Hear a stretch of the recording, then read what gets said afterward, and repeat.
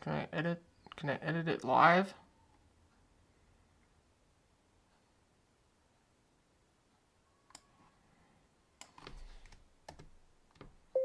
Researching billionaires.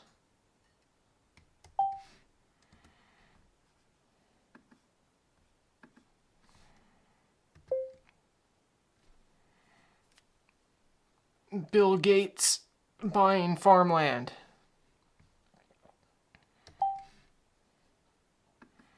It's a name. I gotta capitalize. Well, here I am with my second stream. Kind of just messing around because I don't know what I'm doing when it comes to streaming, but I want to be more raw with the audience. I'm also a little worried that this will affect my video algorithm or whatever. I don't know if live streaming messes with that. Does it notify all my subscribers, or at least the ones that ring the bell, and then if they don't click on it because they don't watch live streams, which I don't watch very many live streams myself on YouTube. However, sometimes it's fun to watch some of my favorite creators when they do live stream. And the thing is I've been wanting to live stream just for fun, and also because I have so many ideas that go through my head, and all I do is research and edit and then do regular life stuff and work and stuff like that, both video editing and with my dog. But it takes a long time to get the projects out. I'm working on several projects right now, and some of them might not ever come out because I just get frustrated and my brain gets focused on something else. It's hard for me to concentrate on one thing at a time. And yeah, so live streaming allows me to maybe have a different kind of outlet that's more raw, that I can, maybe share some of my researching process. I'm trying to see, I'm using this app. So I've always used OBS in all the different platforms, all the different OSs, Linux, Windows, Mac, and for screen recording. And there was a very short time years ago where I messed around with live streaming on Twitch, playing Guild Wars, because I was addicted to World of Warcraft, and because I get addicted to pretty much everything I try. And yeah, so I know OBS pretty darn well, but I've only had a little bit of experience live streaming in general, and I've been trying this new software, Meld, so that's what I'm using right now, and it's quite a bit easier to use than OBS, and to get a good looking scene and stuff like that. And it's the new kid on the block. If you search it, it was trending a while back. I was using it for screen recording when I first heard of it, and I was just curious, but I've realized OBS seems more lightweight. I haven't really checked RAM usage. I'm just kind of talking. But I went back to OBS, but now that I'm trying to stream, I'm trying this because OBS kind of seemed a little difficult, and I just wanted to stream. I didn't want to learn how to stream through OBS. I know how to record through OBS, which is fairly self-explanatory. Hopefully I'm streaming to nobody, honestly, because, yeah. That's the thing, is live streaming is so raw. It's so editing. When I edit all my videos, it's like hiding behind a mask. I talked about it a little bit in the last live stream. And one thing about live streaming directly to YouTube, especially with some of their new features, and you can cut it up into shorts. And it's a way, I feel like, as my audience grows, where if it's worth it to continue to stream, if it doesn't screw up the algorithm, because I want my videos that I work hard on, I want people to see those more than I want them to see anything else on my channel, right? I want it's so weird on YouTube. You have people that do live streams and then re-upload their live streams, or cut them up into shorts, or cut off little segments of a live stream, or just babble to a camera for 10 minutes, and it's super low effort, and they blow up, and some of these guys become some of the biggest people on the internet. Other times, you do a bunch of research, you have video essay people making, these very well researched, very thought out, very well edited, highly produced, took them possibly months, if not longer, to make it, and then they put it out and it gets a couple hundred views, and because of the way the algorithm works, it only gets pushed for like a month or so, at the most, a week, a couple days or whatever, right? If a video doesn't pop off right away, it kind of gets pushed in the background. But let's see. There's all of me. I thought I wasn't checking on what scene I was on there. But I want to start off the stream by going back into time and talking about how wealth inequality, as long as money's been invented, has been a thing. Like, it has been a human struggle. And every time a system starts up, every time a system starts over, it eventually happens. It's kind of like the way of things. It probably happened before Mesopotamia in the beginning of civilization. It's certain people are just luckier. Certain people, and it's smart to hoard your meat and hoard your supplies and keep it with your tribe. And yeah. So let's see.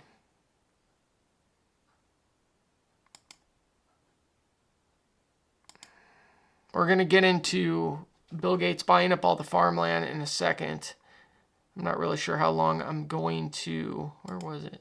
Oh, here it is. Okay, let me see if I can share this on the screen. So this is that famous quote.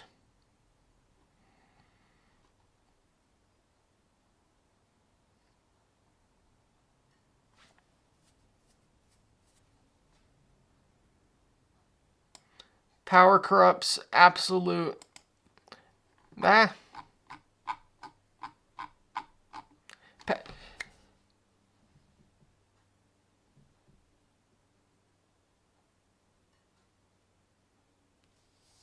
John Delberg action.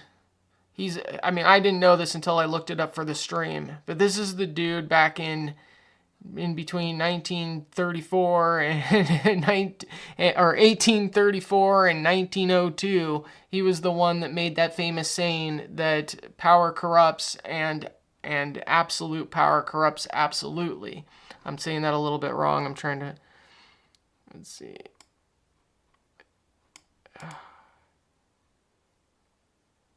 There it is. Power tends to corrupt. So maybe it wasn't absolute. Crap. It's a little different than the way I say it. So he says it tends. So that means there's a possibility it doesn't corrupt, I suppose. But power tends to corrupt and absolute power corrupts absolutely. So, that was over 100 years ago, 150 years ago now. And... very little's changed. We've had kings and queens, and I've been seeing this stuff that's been happening. When is flickering? My light's flickering. That can't look good. But I've been watching the stuff that's been happening. Oh, I guess you don't even see it. Oh no, I got it right. You saw it. Let's see. You're currently not active. Oh, I'm not even. Am I not live?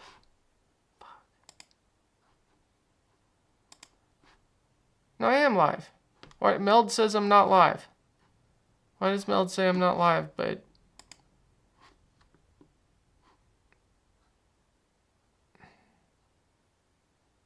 I am confused.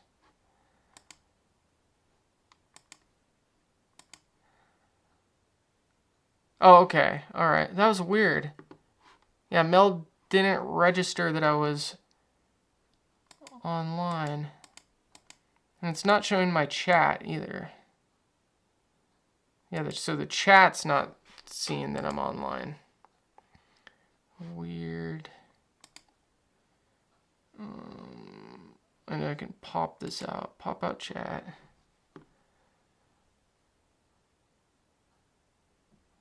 I have slow internet. It's a miracle that anything's happening. Okay, so I got the chat now. But I'm not...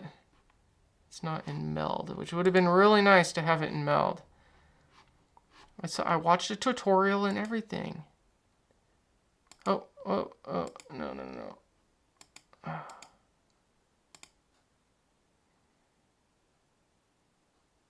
It's kind of interesting. You're kind of like recording directly to the internet.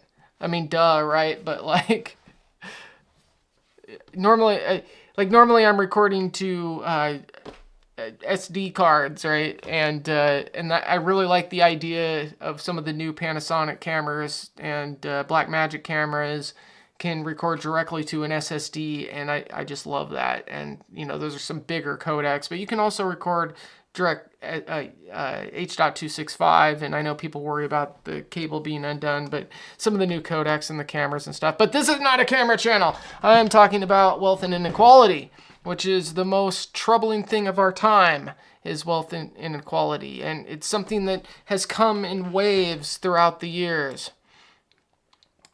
Wealth and inequality has always been part of the human experience. Certain people have more than others, and it comes in waves. And sometimes it's less and sometimes it's more.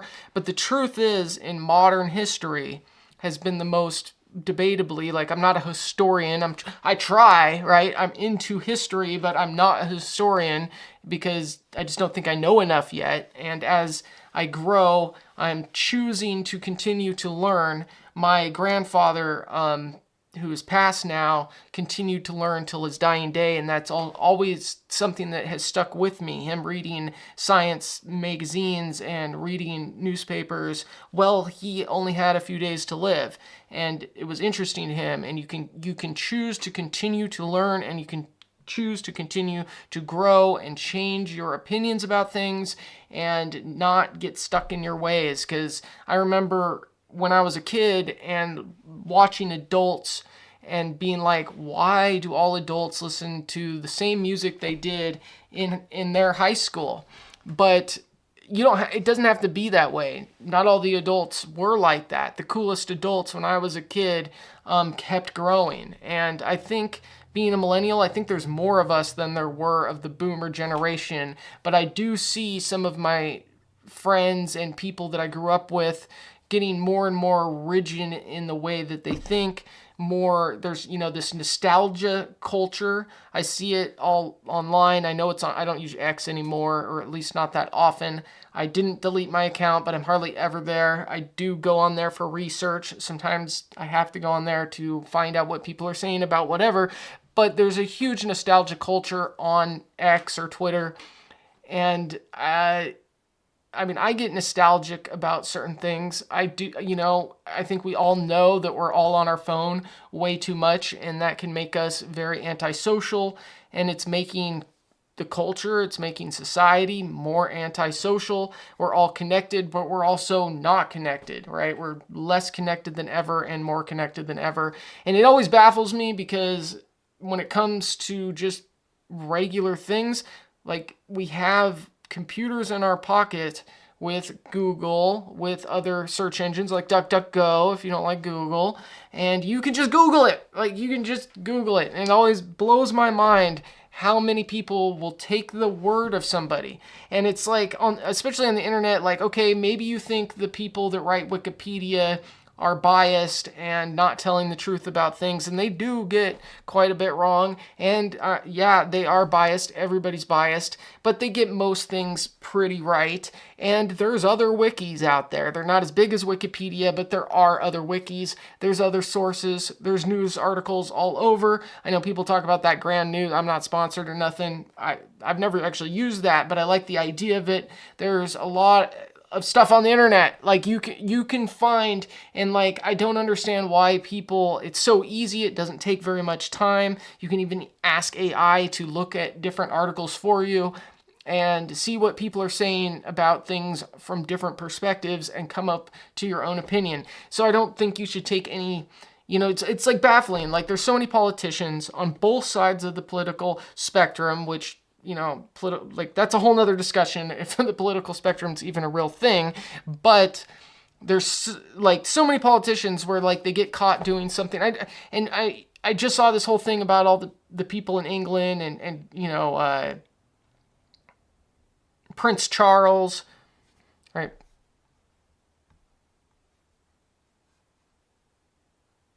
With Prince Charles, and he gets caught. Where is it?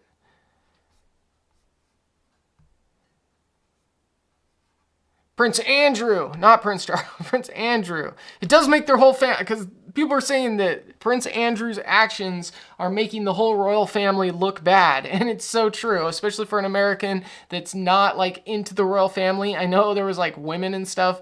I mean, it's not just women, but like a lot of the women around me as a kid were like kind of into it, and Princess Di and being into the weddings and the Queen. And, you know, I stay out of it. I get, you know, some people like to get into things like that. It's very prestige. I'm very glad with everything that's happening in the United States. We do not have a king. We do not have some old royalty hanging around. I mean, the royal family in England takes taxpayer money. And I've been looking at these conversations of people from England, and all, you know, they have like the main royalty, the king now and his family and the princes and the princesses, but then they have like the dukes and like their whole extended family, and they're all like living in different buildings owned by the royal family, which are technically owned by England, and it's like who owns who, and they're living off of taxpayer money. And yeah, like, I'm glad we don't have to deal with that. Like, people have problems all over the world, but, you know, I don't know. Like, they also have an amazing heritage and all of that. But then you get someone like Prince Andrew, and back to what I was saying before, is he just lied, right? He did these interviews and he lied, and now things are coming out that shows that he was lying, but he still lies. And because he's in this place of power, you know, a lot of interviewers don't want to call him out, and there's still like this debate of like who did what, and not just Prince Andrew. I'm just using him as an example, and I don't want to talk about too many specific people because like I'm on the internet, right? But it happens on all sides of powerful people, on the left, on the right, on, you know, in other countries, with the royals, with celebrities, especially with celebrities. God.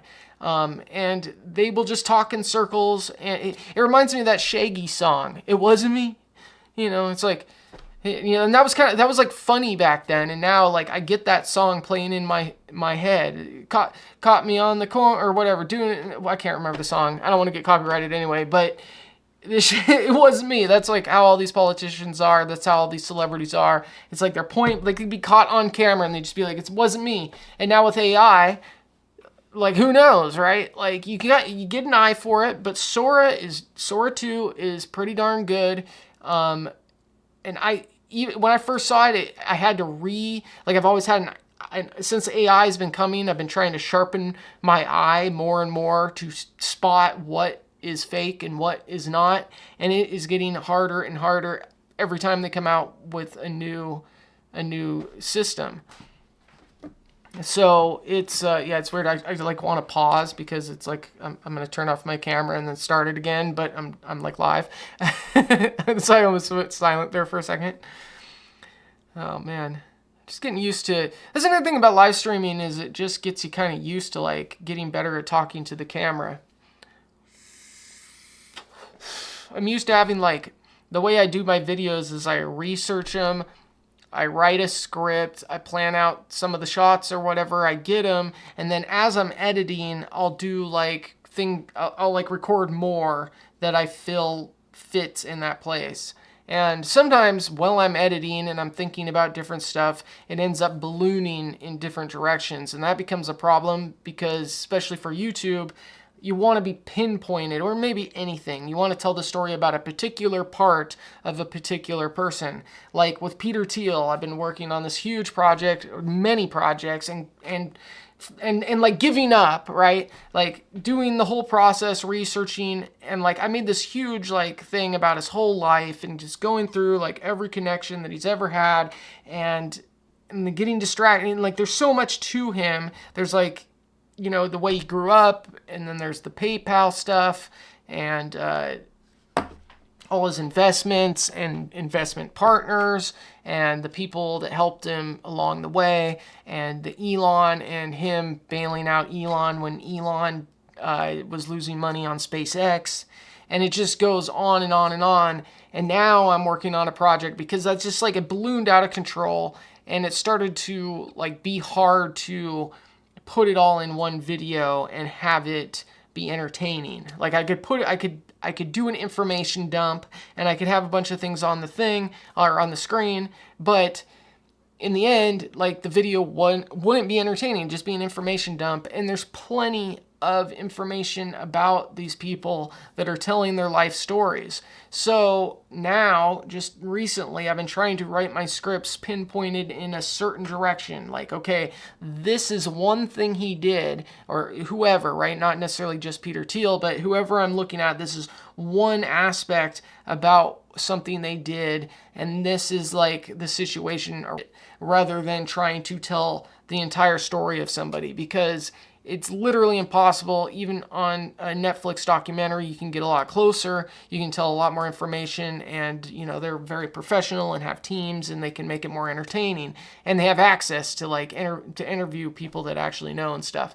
But you're never going to be able to fit someone's entire life in an entertaining way in like a 40-minute YouTube video. So instead, I'm trying to concentrate those 40 minutes into one specific thing, and then that leads to a way to make more videos as well, because maybe eventually I get all that information out there, but instead of it being one like hour-long video where I'm talking really fast and going from thing to thing, a bunch of stuff a lot of other people have already talked about anyway, and telling the whole life story with a lot of information, I can have, okay, you did this and this and this and this, and that gives me more content to make, and trying to figure out how to tell the story the best way. I mean, that's what a video maker is all about. That's what humans are all about. Humans are creative storytellers. I think every single one of us are creative storytellers. That's what being human is all about.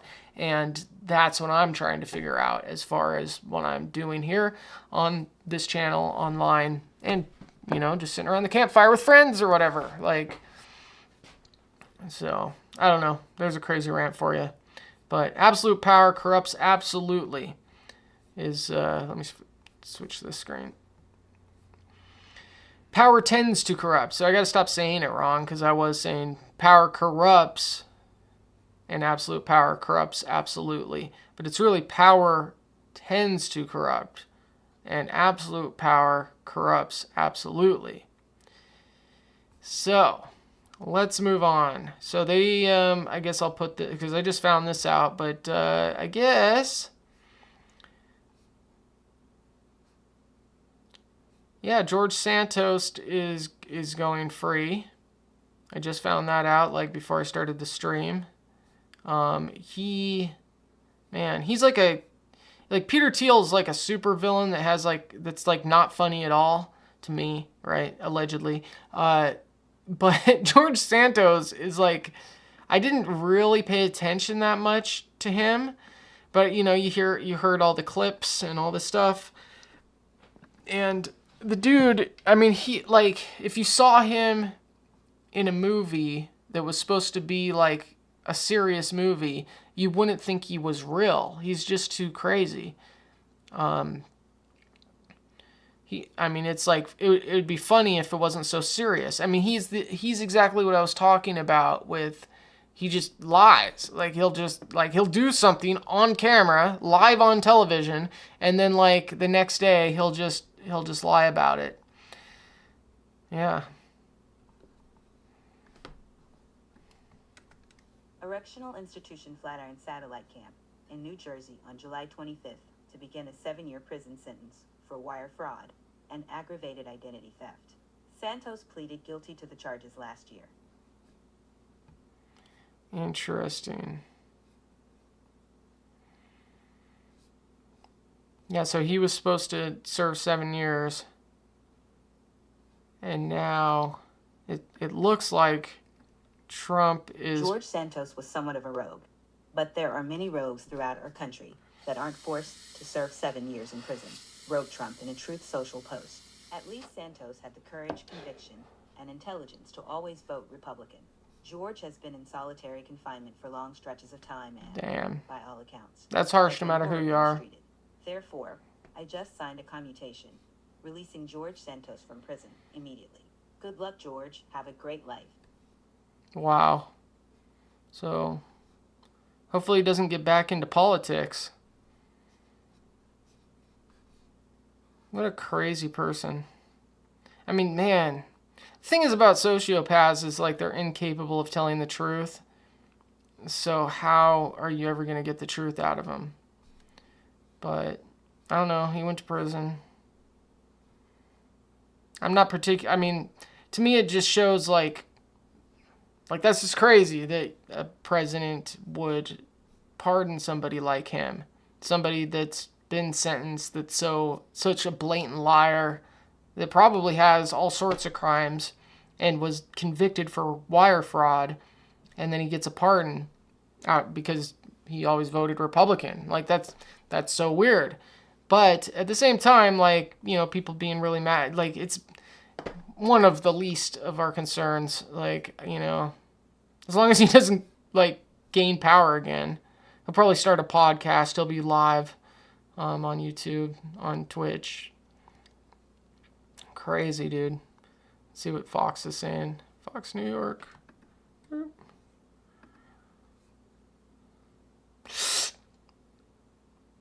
Yeah, he was a crazy guy, man. We should look up George Santos. We should look up some. You know, I'm willing to watch YouTube videos, but I will never be one of those guys that like upload somebody else's video. Like I saw this programmer. What was that guy's name? I watch him every once in a while. He's a programmer guy, and I really like his content. I'm not a coder, but I mess around with like Linux distros, and I'm not too afraid of the command line, right? Like, but I'm not a programmer, but I'm into a lot of the stuff this programmer guy, I probably shouldn't say his name even if I could remember it, but he uploaded an entire documentary of somebody else's with his reaction, but it was the entire thing.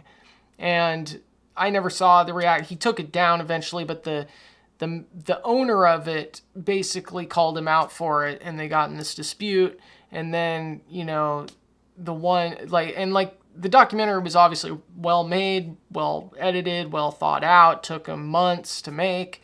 And then he does a stream and uploads it as a YouTube video, and it's the entire documentary, and that's just wrong, you know. But I'll never do that. But there is, you know, it's a thin line. I do think there is value in seeing different people reacting to certain pieces of content, but, you know, they should, if they're going to upload it as a YouTube video, they should link to it. And if they're going to react to it, they should react to it, maybe show a couple parts of it, and then be done with it. People can go find it themselves if they want all the context. Well, I've been here for 30 minutes already. I can see why people end up doing this all day. It kind of just like takes you over. Time moves differently when you're streaming. What else was I going to talk about? I want to like I'm just getting started. This is my second stream, right? Kind of ever. Like, again, I had like a little bit of experience like back, but I did things very different. I wasn't trying to like do anything. It was just for fun. And this is just for fun too, but it's kind of an aside to like my more well edited videos and all that. But my goal is, if I decide to continue to stream, I'm going to weigh out if it's worth it or not. I want to kind of have like a show, like I'll plan it out in advance. This is sort of like, I don't know, I had a plan, but now it's gone to the wayside because my plan wasn't very good, and I just did it like an hour before I started streaming. But I want to like have a, you know, like put out like a live show where I plan out a bunch of subjects, and then I go through it. And then, you know, and then I can cut it up later and turn it into a YouTube video. I think that'd be pretty cool.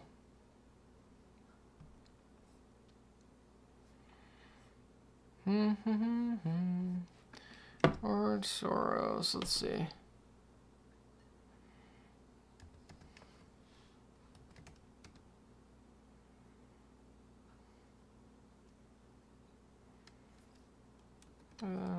What should I search up? Allegations. When did he go under? 2 years ago. George was charged with fraud, laundering. Let's see, all allegations.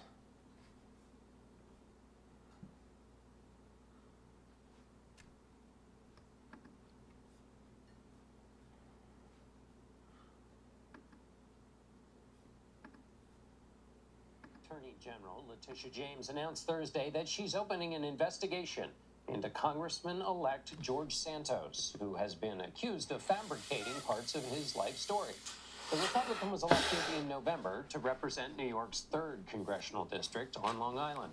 He came under fire after the New York Times revealed Monday that many details about his life, including his job history, education, and finances, appeared to be a lie. Santos responded to That's all of this crazy. on Twitter Thursday, saying, in part, "I have my story to tell, and it will be told next week." He went on to say that he remains committed to deliver the results he campaigned on. For more on this, I am joined by CBS News political correspondent. Been up to legally. But I will say that experts we've talked to in terms of ethics on these kinds of things say that they've never really seen anything like this before. Yes, you've had members of Congress or candidates exaggerate their resumes, exaggerate, things they've done in the past. But when it comes to Dude, if you're a candidate, though, like, if you're gonna be in Congress for the United States, it should be, to me, like, you shouldn't be lying on your resume. Like, we shouldn't accept that as a culture. The entire garment comes apart, and you've already articulated there several. But what do I know? Obviously, I'm not a politician, but I just think we as a people need to start judging people by their actions and not by what they say. Because I can get out here and say whatever. There's a lot of good talkers, and liars are good talkers. They're good at imagination and making stories up. And, I'm not an expert on George Soros, but, like, he seems like a good example of somebody that just can fabricate things and he can make things sound good and people will listen. But, again, like I said earlier, we got computers in our pocket. We can Google them. We can find out. We can look up different sources and figure out what is real and what we think is real and what we think isn't. But so anyway, moving on. Bill Gates, as many of you have probably heard, owns 250,000 acres of farmland. He's been buying up farmland for years now, 17 states. And that's weird. I guess he's the biggest owner in America. It's just, I don't know what the 41 is representing. I think that's how much just land he owns. Because I read on another page that he owns more farmland than anyone else in the United States. So, yeah. Bill Gates.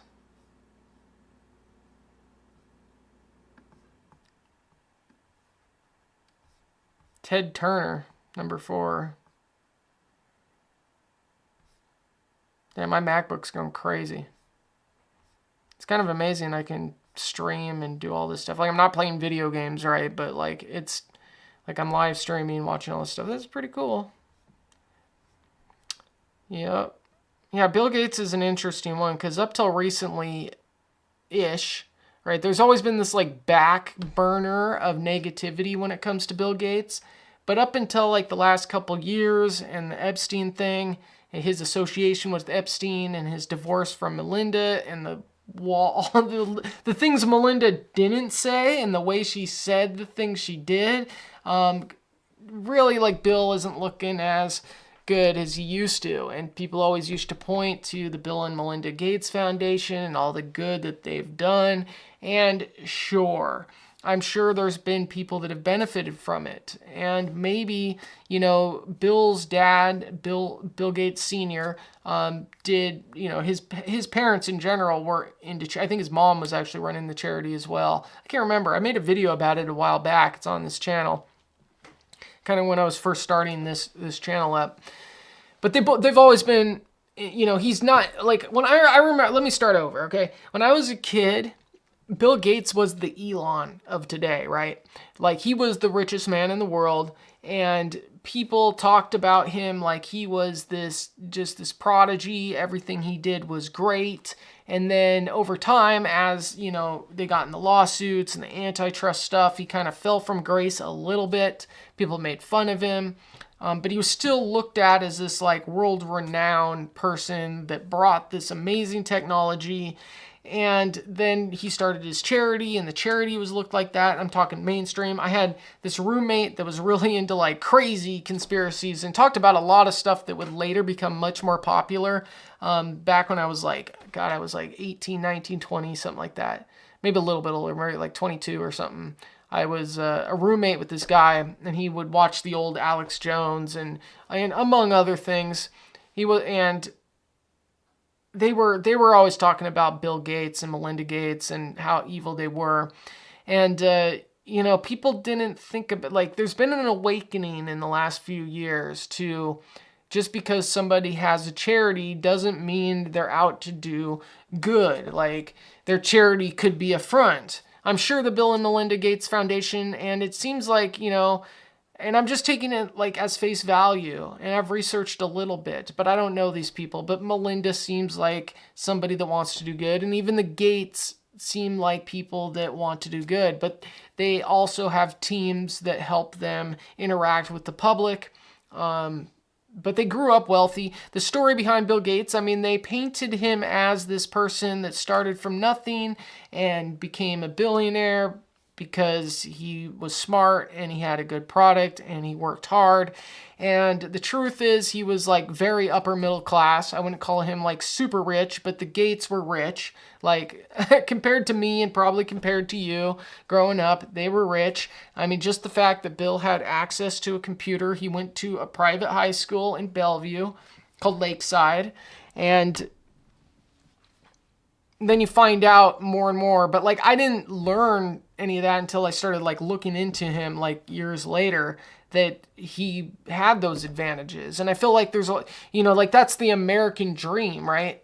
No matter how true it is. I mean, there are people that make it from nothing, but you know, and to get caught up to a billionaire now, it would be tremendously hard. But I still think that you can start a business, work really hard, and get lucky and become a multimillionaire. But to become a billionaire, it's much harder. But back then it wasn't, and there was the dot-com bubble and boom and all of that, and he caught a couple waves of it. But, you know, over time, as billionaires became billionaires, and as billionaires grew in power and their billions became hundreds of billions, I think people have more and more woken up to like from privilege. Maybe, you know, like define privilege, right? Upper middle to being upper class, right?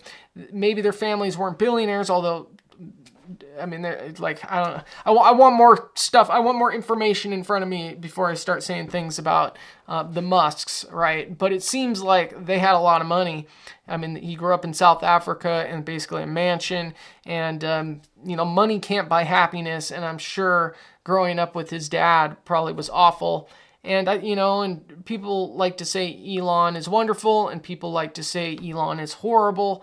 And the truth is, I think Elon's beliefs are pretty crazy to me, but also, like, he pushed electric cars forward, and he's done some good things. Went out there and became a billionaire because he was just that much smarter and that much harder worker than the rest of us. And they kind of did the same thing with Elon. And now I feel like that there's groups of people that still believe that. And, you know, you can look at it through a lens that it's sort of true, because they did work hard, because they did get lucky, because they were able to find people that had the technology and bring them together and create something that made billions of dollars and changed the world. And in some ways, it changed the world for the better. but they also had a lot of advantages, and it wasn't just as simple as pulling yourself up by your bootstraps. There's a lot of things that have to come in line to end up with that much money and that much power. And there's an argument to be had that at some point, once you've been so successful, a certain amount of success, that you are choosing money over the world in a way. Like, you are choosing to stand on continue. Like, you could put your money towards something else. Now, Bill Gates has claimed that, at some point he's going to go broke, that he's going to give away his fortunes and eventually his money along with God,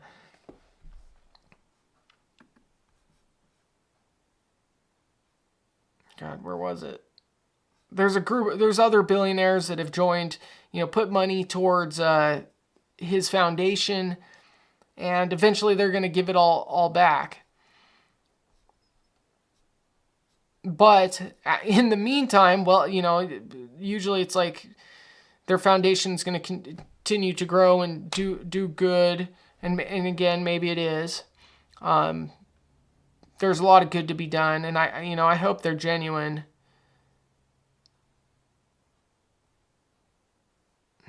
God, where was it? I don't think I have it out anymore. Need some more coffee.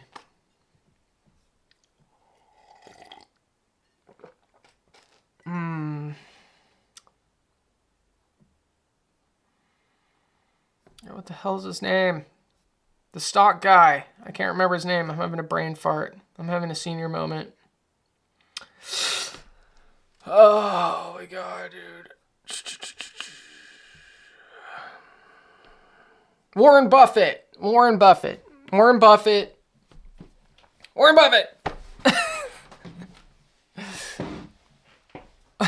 Buffett is going to give away most of his money to, he's given a lot to the Bill and Melinda Gates Foundation. They're sort of intertwined. I should do a video about it. I should do more research and do a video about it. But, and I also want to show some of the people doing good things. And, at the beginning, I'll have to disclose and be like, look, we're looking at it through this lens. We're going to look at it through the positive lens, because there's bad things you can say about anybody, right? But Warren Buffett is going to give away in one of his speeches. He said, society, he said, born with, and the family he was born into. He recognizes his privilege, and he knows what he's good at, and he knows he's worked hard. I mean, he's worked tremendously hard, right?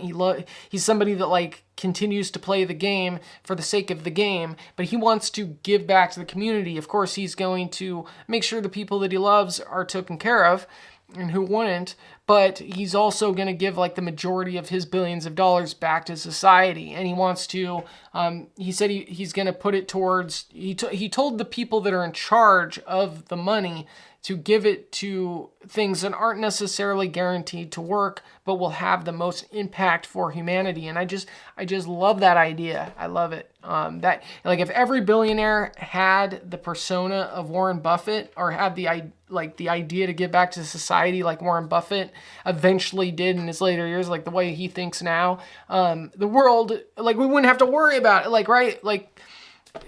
If they were all like that, then we wouldn't have the problems that we have now. There's some good cases, and I'm not saying everything Warren Buffett has done throughout the years, or even Warren Buffett himself is a good person. I don't know him, but I like that idea of it. I like to think if I was ever rich like that, maybe I would. But there's also the argument of becoming a billionaire. My only argument about let me go back. Okay, I'm used to a script.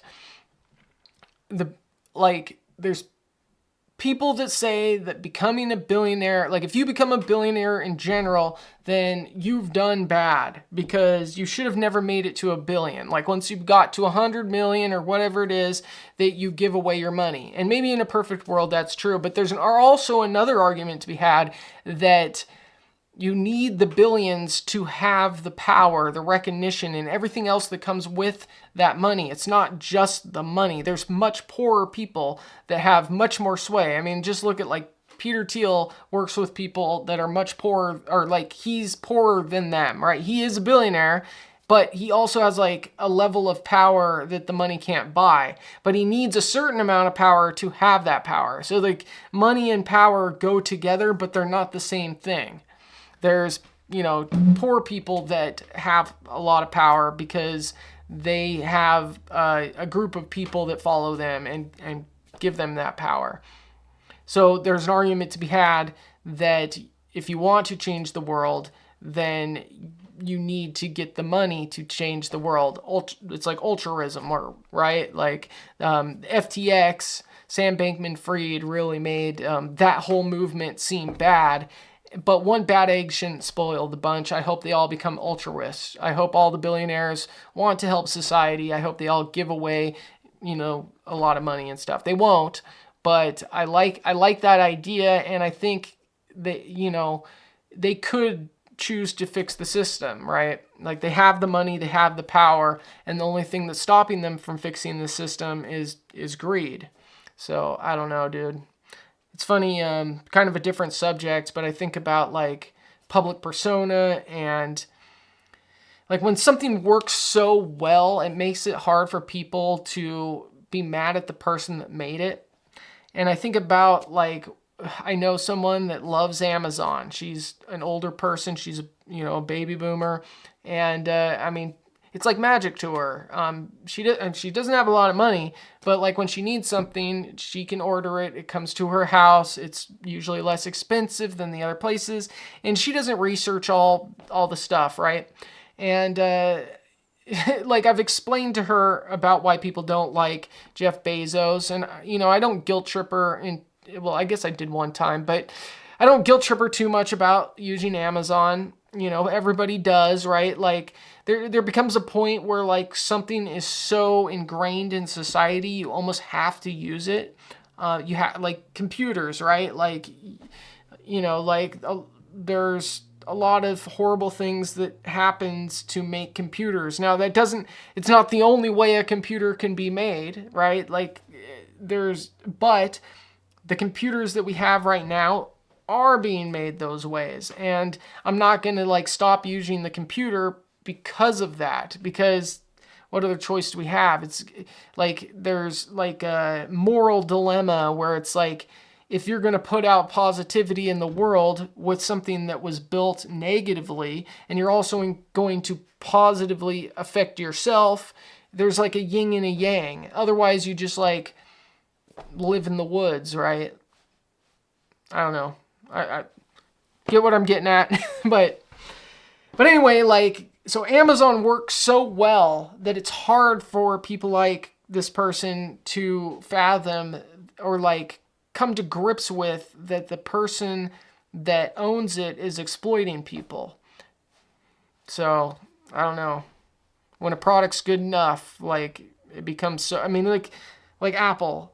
Like I used to build PC. I can work on PCs. I know how to do that. I have a custom built PC. It's now running a certain source of Linux on it, and yeah, like Windows sucks. I'm sick of Windows, but it's led me to Mac, right? So like this is a Mac computer, and I know not everything Apple does is great. They are anti-consumer in a lot of ways, and their personality has a lot of good traits, but I think they make a computer better than everyone else does. And I don't like a lot of the decisions they make. I think they make some really good ones as well. So it's hard for me, that's like the one, like it's hard for me to diss Apple because I kind of like their products so much. Like I'm into their products. I think they really know what they're doing. I like them way more in comparison to Microsoft. So, but everybody's biased. When something works so well, it's hard for people to see the negative side of it. See, this is why I don't live stream very much. This is why I didn't live stream in the past. I just like rant on endlessly, but I've been, look at that. It can just like move back and forth. That's milled. But I watched this video about all the live streamers and the rich live streamers. Man, dude, live streaming, man, it's crazy. I don't even want to talk about some of the stuff that's happening on other platforms, because on this platform I might be kicked off just for talking about it. Like it's baffling. But then some of these kids, I mean, they're straight up kids. They start streaming, they start making money, they are in their 16-year-old phase, and then they're rewarded for it. And I just think back about how crazy I was at that age, and then if I would have been, given money that my parents had never seen, if you put yourself in their shoes, it would keep you more like that, right? Like, as you got bigger, crazier things you do, meaner you treat people, bigger your streams are, more entertaining you are, and you sort of just like don't grow up. And man, there's a bird over there. But so I look at like the Jack Dorseys of the world and some people that are debatably even worse, and I think, man, what a crazy world. It'd be, I wish I had their money, but I'm glad I don't have their life. So anyway, I feel like I'm just like ranting. I want to go for a walk before it gets dark. Maybe I'll pop back on later. I don't think anybody's watching anyway. I mean, my chat's not really showing up, so yeah, it doesn't look like anybody's watching. I don't think anybody's, like, I can just be on here talking to myself.